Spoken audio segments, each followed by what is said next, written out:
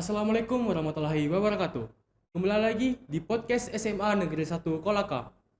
Saya Muhammad Ikram Gifari sebagai pembawa acara dan pada hari ini kita kedatangan seorang bintang tamu yaitu seorang guru legendaris yang telah mengabdi kepada SMA Negeri 1 Kolaka selama bertahun-tahun dan telah melahirkan generasi-generasi yang berprestasi dan berkarakter unggul yaitu Bapak Dr. Andas Abdul Razak MPD. Pada Bapak, selamat sore Pak. Sore. Kepada Bapak saya persilakan untuk memperkenalkan diri dulu Pak. Oke, bismillahirrahmanirrahim. Assalamualaikum warahmatullahi wabarakatuh. Saya adalah Abdul Razak, guru SMA Negeri 1 Kolaka yang sementara sekarang mengajar di kelas 11 dan kelas 12. Pada podcast hari ini saya akan membahas beberapa hal kepada Bapak Abdul Razak MPD Pak. Iya. Untuk pertanyaan pertama Pak, saya akan bertanya tentang bagaimana pendapat Bapak tentang perkembangan sekolah kita dari tahun-tahun sebelumnya sampai tahun sekarang Pak. Alhamdulillah perkembangan sekolah kita ini mengalami perubahan yang signifikan. Karena pada waktu saya datang di sini tahun 1996, di sini masih banyak papan. Di belakang sini masih alang-alang, bahkan banyak pohon coklat, pohon cengkeh, ya. Sana masih papan. Ini bangunan termasuk bangunan lama, yang di bawah masih bangunannya juga bangunan lama. Pokoknya hampir semua bangunan lama. Artinya kalau di zaman sekarang itu sangat jauh berbeda. Ya, sekira itu sebentar. Berarti kemajuannya sangat maju ya Pak sekarang. Ya, sangat maju karena sekarang sudah juga berlantai. Dulu tidak ada, masih papan sebagian besar. Ya, Pak. Oke, lanjut kepada pertanyaan kedua Pak. Pada saat ini kan COVID udah mulai menurun kan Pak. Ya. Bagaimana tanggapan Bapak tentang beberapa ekstrakurikuler yang tidak terjalankan Pak? Ya, oke. Jadi andai kan tahun 2020 ini COVID sudah bisa dikendalikan, ya, artinya sudah bersahabat dengan kita. Karena biar bagian selalu ada virus. Virus itu bagaimana kita hidup bersama bersahabat dengan virus itu dan kita akan berangsur-angsur kepada era normal. Sehingga ada beberapa kegiatan yang sempat tertunda yang tidak berjalan tahun 2021 ini, kita usahakan tahun 2022 dia akan berjalan sebagaimana kita harapkan. Nah, itu harus didukung dengan dana. Ya. Oleh karena itu insya Allah pada tanggal 5 Januari ini 2022 pihak sekolah bersama dengan guru akan mengadakan rapat penyusunan anggaran untuk kegiatan sekolah. Lanjut kepada pertanyaan berikutnya Pak. Bapak kan termasuk salah satu pembina OSIS kan Pak? Iya. Bagaimana Bapak akan menjalankan program-program OSIS ke depannya pada tahun 2022 Pak? Ya, gini, program OSIS itu sudah disusun oleh kita sama-sama pada waktu rapat penyusunan anggaran program kerja OSIS beserta anggarannya. Saya sudah ditugaskan kepada sekolah untuk merekap ulang itu. Jadi di yang program kerja OSIS itu saya sudah pilah-pilah sumber-sumber anggarannya. Jadi anggarannya ada bersumber dari dana BOS, ada bersumber dari anggaran komite sekolah. Nah, dalam hal ini sudah ada beberapa kegiatan berjalan bersumber dari anggaran komite sekolah. Karena untuk anggaran daerah BOS nanti itu tahun 2022 baru akan diprogramkan lagi selama 1 tahun. Untuk pertanyaan selanjutnya lagi, bagaimana nanti Bapak akan membantu orde basis yang membutuhkan bantuan oleh OSIS Pak? Oke, orde basis kita akan kembangkan. Jadi semua kegiatan itu akan berjalan jika didukung oleh dana. Oleh karena itu kita usahakan bagaimana bisa mendapatkan dana untuk berjalannya kegiatan itu. Karena segala sesuatu itu program kegiatan kerja itu bisa berjalan kalau didukung oleh dana. Kuncinya semua dana dan sumber dayanya. Sumber daya maksudnya sumber daya pembiayaan dengan sumber dana manusianya. Untuk selanjutnya, bagaimana tanggapan Bapak tentang murid-murid berprestasi? Apakah Bapak akan apresiasikannya seperti bagaimana juga Pak? Oke, kalau saya pribadi saya sudah usulkan siswa berprestasi itu akan diberikan penghargaan, ya. Jadi seperti ini, jadi anak-anak yang ranking kelas itu kemudian kami urut secara umum maka akan diberikan penghargaan dari sekolah. Seperti misalnya baru-baru di program di komite itu mereka diberikan finansial berupa bukan juga beasiswa tapi hadiah dari komite sekolah bagi mereka yang berprestasi. Kemudian yang kedua kita akan berikan pembiayaan misalnya dari dana komite itu dikurangi setengahnya. Kemudian yang lainnya kalau bisa yang berprestasi di sekolah memperhatikan betul baik-baik yang berprestasi supaya memberikan penghargaan sebaik mungkin terutama juga dari segi nilainya. Ya. Kalau misalnya contoh dia berprestasi olahraga, otomatis itu nilai olahraga harus tinggi dong. Masa tidak? Tidak usah perhatikan pengetahuannya bagaimana. Saya pribadi kalau anak ikut olimpiade fisika, saya kasih 95. Pak, untuk pertanyaan selanjutnya, sekarang kan sudah masuk sekolah offline kan Pak? Iya. bagaimana tanggapan Bapak tentang murid-murid yang masih kurang di pembelajaran tatap muka ini? Oh ya, oke. Itulah tugasnya kita, guru mata pelajaran, wali kelas bersama dengan BP, bagaimana supaya ini bisa hadir di sekolah dan mau ikut pembelajaran. Kenapa? Yang susah itu bagaimana memancing anak-anak mau belajar. Ya, biasa itu makanya ada kiat-kiat dari guru, baik guru mata pelajaran, wali kelas maupun guru BP, bagaimana bisa mempelajarkan anak-anak. Ya, itu yang susah. Jadi bagaimana bisa mendatangkan anak-anak, bagaimana bisa membelajarkan anak-anak. Kenapa? Itu perlu kita ada keterampilan seperti itu. Ada guru cuma mengajar tok. Kita ini guru dan pendidik. Sekaligus mengajar juga mendidik. Ini yang susah, mendidiknya yang kurang. Nah, cuma kita kadang-kadang coba berbicara nilai. Padahal ada yang lebih penting itu adalah karakternya anak-anak. Akhlaknya anak-anak itu yang perlu utama diibaratkan sebenarnya. Apalah gunanya kita mencetak generasi yang pintar tapi karakter dengan akhlak kurang bagus, ya. Lebih bagus mencetak karakter siswa yang akhlaknya bagus, karakternya bagus, bagus juga prestasinya. Saya kira itu. Oke. Bapak kan sekarang juga nih termasuk salah satu guru fisika di sekolah ini kan Pak? Iya. Nah, kalau saya boleh tanya Pak, bagaimana perjalanan Bapak menempuh pendidikan fisika Bapak? Oke ya, saya itu masuk waktu saya itu SMA saya itu sekolah di SMA Negeri 7 Makassar ya. Pada tahun 1995 naik di kelas 2, saya mendapat jurusan fisika memang di SMA. Tamat saya tahun 87, saya masuk di KIP Ujung Pandang jurusan fisika. Alhamdulillah setelah selesai, saya merantau ke Sulawesi Tenggara. Saya tes 1 kali di Kendari, alhamdulillah lulus jadi guru fisika. Saya penempatan pertama di SMA Negeri 1 Raha. Ya, Raha, Muna. Saya kurang lebih 2 tahun 8 bulan. Tepatnya 1 November 1996, saya dimutasi di SMA Negeri 1 Kolaka. Ini saya menjadi guru SMA Negeri 1 Kolaka. Dari situ pada tahun 2010 saya melanjutkan lagi pendidikan S2 di Universitas Negeri Makassar. Alhamdulillah selesai 2 tahun setengah. Pernah juga sempat sakit selama hampir 6 bulan kecelakaan. Jadi saya kuliah 2 tahun setengah lah untuk fisika. Tapi sebenarnya cuma 2 tahun kuliahnya sebenarnya. Cuma karena pernah sakit akhirnya terlambat selesai. Alhamdulillah saya kembali ke sini dengan ilmu yang saya miliki, ya itu saya aplikasikan kepada anak-anak siswa SMA 1. Saya tahu waktu saya pertama datang di sini anak itu takut belajar fisika. Ya, takut. Kenapa takut? Karena selalu fisika itu gurunya kejam, yang kedua susah itu fisika. Padahal tidak sebenarnya. Jadi fisika itu kita belajar tergantung bagaimana guru meramu, membawakan supaya anak senang dan tertarik. Ya. Yang kedua itu ada apalagi humor. Jadi tidak usah tegang belajar fisika, santai saja, enjoy. Ya. Jadi akhirnya saya terapkan selama ini mengajar fisika itu anak-anak tidak pernah ada tegang. Ya. Santai saja, di samping itu diselingi cerita-cerita yang ada kaitannya dengan materi itu. Saya begitu kan, misalnya kita belajar fisika 3 jam, mengajarkan rumus 3 jam, jenuh dong anak-anak. Ya, sehingga kali itu 3 jam paling-paling itu rumusnya 1,5 jam, cerita-ceritanya yang lain. Ceritanya mengenai materi itu, saya kira itu. Oke Pak, kita udah berada di ujung acara. Terus apakah Bapak punya pesan-pesan untuk para siswa-siswa dan pelajar di SMA Negeri 1 Kolaka, Pak? Oh ya. Oke, harapan saya itu kepada seluruh siswa SMA Negeri 1 Kolaka, marilah kita senantiasa memperhatikan prokes kesehatan. Kenapa? Karena kita kondisi masih dalam kondisi pandemi. Kita datang ke sekolah ini belajar seperti biasa, tapi kita juga perhatikan, ingat protokol kesehatan, karena virus di mana-mana ada, kita tidak tahu karena tidak dilihat dengan mata kepala, ya. Jadi kita yakin dan percaya bahwa Allah ada yang akan semua penyakit pasti ada obatnya, ya.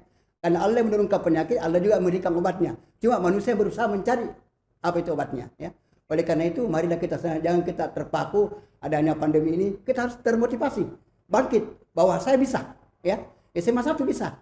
Dibandingkan sekolah-sekolah kita di mantap, faktanya kenapa? Ini alumni mereka ini sebenarnya waktu kuliah mereka berprestasi, ya. Jadi kita SMA 1 ini jangan dipandang sebelah mata. Karena faktanya di forum nasional itu banyak alumni SMA 1. Ada pengalaman saya, ada alumni SMA 1 di situ sekarang jabatannya adalah Dekan Fakultas Peternakan UNAS. Ya. Ada alumni SMA 1 jabatannya sekarang adalah Wakil Rektor 1 UNM. Profesor kimia, profesor peternakan, profesor sosiologi, profesor pertanian. Tidak usah jadi SMA 1 itu banyak mencetak ahli, ya. Walaupun mereka tidak kembali di Kolaka, ada di tempat-tempat lain, mereka berprestasi dan berkarya. Oleh karena itu kepada anak-anakku ini siswa SMA 1, mari kita ikuti seperti itu. Kenapa? Karena kita punya andil, punya peluang, punya contoh orang berhasil seperti dari SMA 1. Kira itu. Oke, pembahasan yang sangat memotivasi ya Pak ya. Kalau boleh tahu Pak, Bapak sebelumnya itu mengajar di sekolah ini dari tahun berapa Pak? Saya mulai mengajar di sini tahun 1996. Berarti sudah banyak karakter siswa yang Bapak temukan kan? Ya, ada 3 karakter macam 3 generasi nih saya dapatkan ini. Generasi 90-an, 20-an dengan 21. Ya, gitu. Saya ingin bertanya nih Pak, bagaimana cara Bapak menangani tiap-tiap pergantian generasi siswa-siswa di SMA Negeri 1 Kolaka? Oh ya, oke. Jadi waktu awal saya datang di sini tahun 96, saya memperhatikan itu kondisi SMA 1. Ya. Waktu itu saya dapat informasi bahwa sekolah kita ini kurang diterima di perguruan tinggi. Ya. Sehingga pada waktu itu saya usulkan kepada kepala sekolah, guru senior dengan wakil kepala sekolah untuk membuat kelas unggulan. Tapi ternyata tidak ada merespon. Ya. Bahkan saya dicaci maki. Katanya apa ada kelas-kelas unggulan. Akhirnya pada tahun 97 saya ditarik masuk di OSIS. Saya menjadi pembina OSIS bersama Pak Mutadi waktu itu, sehingga secara diam-diam saya bentuk kelas unggulan. Jadi tahun 98 mulai saya bentuk kelas unggulan itu 97. Untuk kelas 3 itu IPA 1, kemudian IPS 1, kemudian kelas 2, 21, kelas 11. Saya itu buat kelas unggulannya. Akhirnya angkatan pertama itu yang 98 tamat, maka bebas tes 3 orang. 1 kedokteran atas nama Surahmi, 2 teknik elektro atas nama Tahir, dan 3 adalah jurusan geofisika atas nama Irma. Alhamdulillah itu yang berprestasi mulai. Sehingga para guru-guru dengan kepala sekolah wakil murid terbuka matanya. Oh, ternyata bagus ada unggulan. Dari situ berlanjut terus saya bikin kelas unggulan. Kemudian berikutnya saya rubah lagi metodenya kelas unggulan. Coba. Dari kelas unggulan itu saya rolling per semester. Jadi misalnya saya punya targetnya, kalau Anda mencapai sasarannya harus keluar dari kelas unggulan itu. Saya tarik lagi dari kelas lain yang mempunyai target. Begitu seterusnya. Belakangan banyak lagi tantangan, tidak usah katanya di rolling karena banyak pekerjaan, maka kami biarkan. Dan terakhir kelas unggulan itu tamat tahun 2020 ini, itu unggulan terakhir. Alhamdulillah anak unggulanku itu, yang unggulan itu namanya Amanah, bebas tes itu 17 orang. Ya, di samping ada yang lulus polisi, ada yang lulus IPDN. Ya, itu yang adanya kelas unggulan yang saya buat, yang berlanjut sampai terakhir 2020. Apa sih Pak yang membuat Bapak termotivasi untuk membuat kelas unggulan ini Pak? Saya ingin ini SMA 1 berprestasi.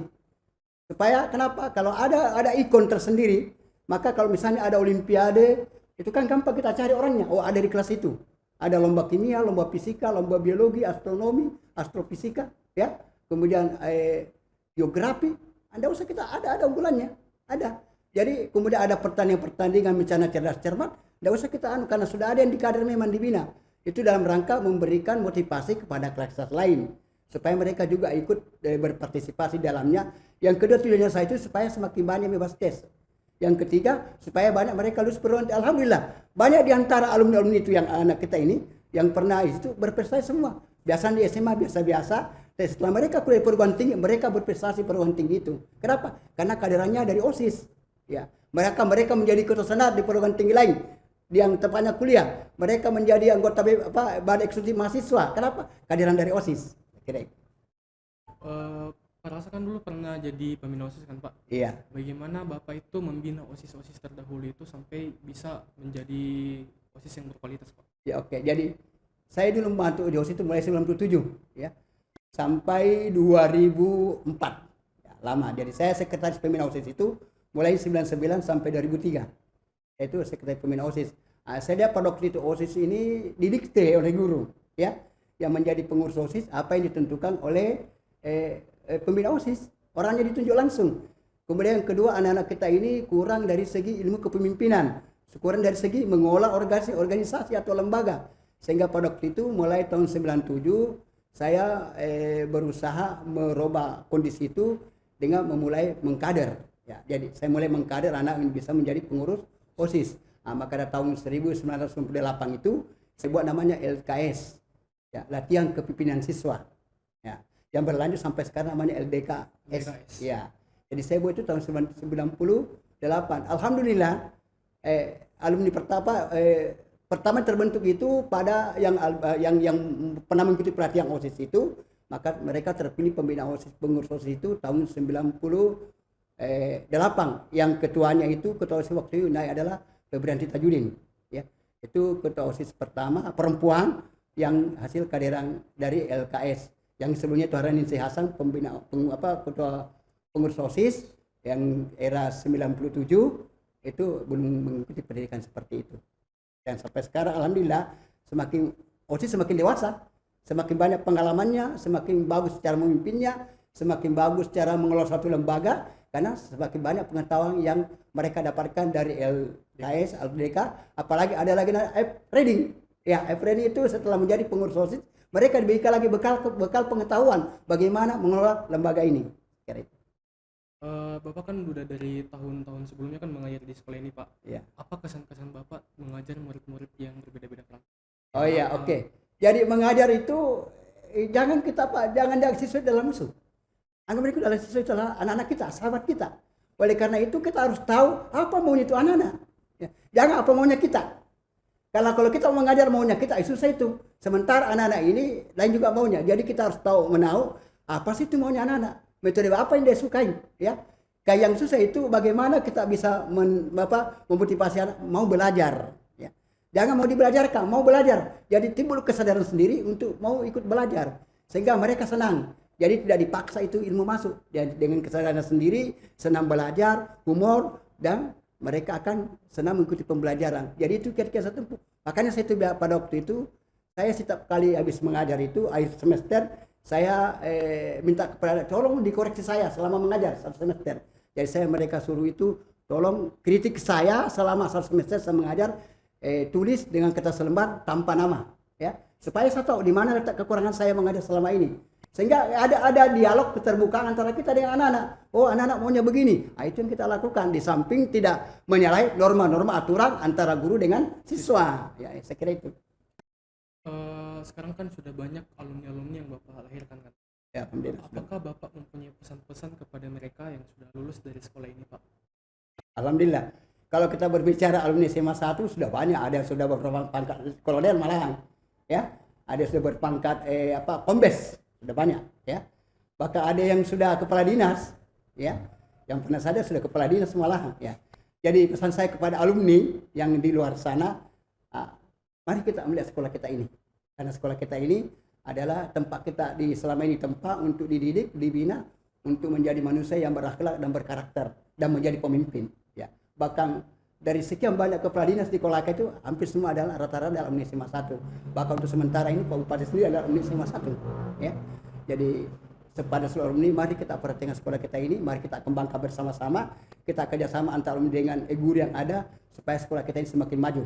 Ya, kenapa? Karena sekolah kita ini tempatnya mencetak manusia-manusia intelektual, manusia berakhlak, berkarakter untuk ke depan generasi yang akan datang demi suksesnya bermasyarakat, berbangsa dan bernegara dan aman dan sentosa untuk negara kita, khususnya Kabupaten Kolaka. Oke, demikian pesan-pesan dari Pak Abdul Razak tentang alumni-alumni yang menghasilkan banyak prestasi untuk sekolah kita ya Pak ya. Demikian podcast SMA Negeri 1 Kolaka pada 31 Desember 2021. Demikian, lebih dan kurangnya mohon dimaafkan. Assalamualaikum warahmatullahi wabarakatuh. Waalaikumsalam warahmatullahi wabarakatuh.